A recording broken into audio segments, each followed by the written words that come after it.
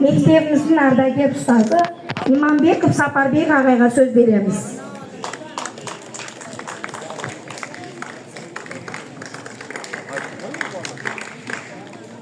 Армысыздар, аяулы да ардақты ата-аналар, пейілі кең мейірі мол ұстаздар, және де бітіргендер мен бітірушілер, мектеп табалдырығына былтыр ғана және одан да алдын қадам басқан жас бүлдіршіндер.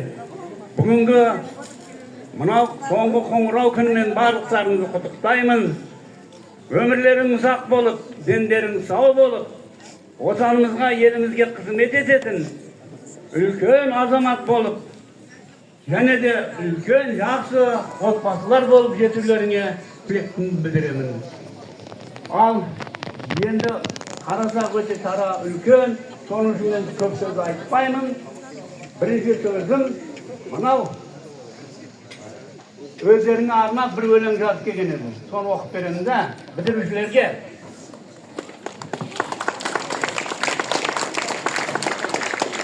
Соңғы қоңырау. Мұқият тыңдаңдар. Ұстаздарды білесіңдер, бала тыныш болмаса не қылмайды да енді. Талап өтпейді, сол сияқты да. Өзімде өтті жас кезім, қызықты өткен сәттерім, өте шықты 11 жыл толтырып өмір дәстерін. Білім беріп ұстазым, үйретті өмір ұстамын, қалайша қиып кетемі, ыстық қой сенің құшағың. Өткен кеш олып қарасақ, кетіпті бізден балашақ, күтіп тұр бізді жаңа өмір, күтіп тұр бізді болашақ. Қош бол енді мектебім, өзіңнен нәр ақ көктедім, сусындап ұстаз қолынан өтті ғой жастық көктемім. Жанарлар жасқа толды оу, маңнұр жасқа омырау, қоштасар енді сәт келді, соғылып соңғы қоңырау.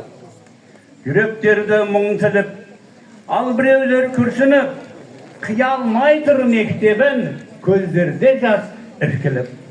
Қош бол енді ұстаздар, шәкірт тілін ұққандар, перзентіндей мейір беріп, баласындай құшқандар. Әр күн өтіп қарсалар, мына тұрған аршалар. Қош бол енді сыныбым, қош бол енді парталар.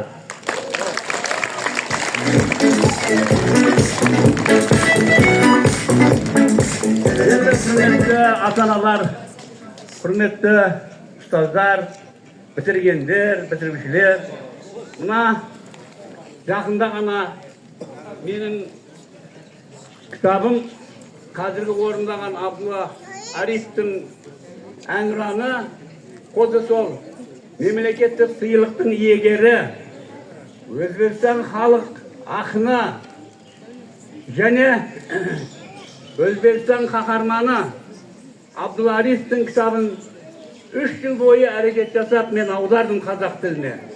Міне соның тұсаукесері болды Ташкентте. Соған қатынасқан 3 оқушы бар. Мен соған өзімнің кітабымды сый етпекші едім. Фамилиясын атын ұмытып қалғандықтан мен жазбадым кітапқа кім екендіктерін әлі. Сол қыздар алға шықса дұрыс болар еді. Барып Абдулла Ариповтың өзбек тіліндегі өлеңін қазақ тілінде тамаша айтып оқып берді. Алғыстар алды сол жердегілерден.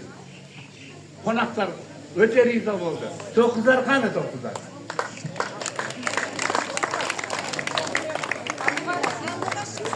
Сандуғаш. Ташкентке барған қыздар. Пултаева. Аширбаева. Міне қызым.